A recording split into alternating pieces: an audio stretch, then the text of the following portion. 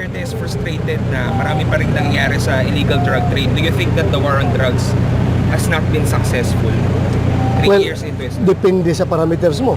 Kung sabihin mo, successful ang war on drugs, kung zero talaga ang supply, zero ang demand, yan ang measure of success mo. Pero sa akin naman, ang measure of success is makagain tayo ng improvement man lang.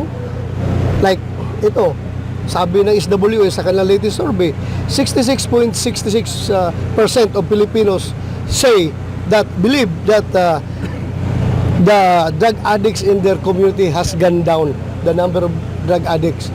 So ibig sabihin, we are successful with our war on drugs. Ano bang objective natin? Is to reduce drug addiction sa ating bansa. So ngayon na naniwala sila na bumaba ang number of addicts, somehow we are successful.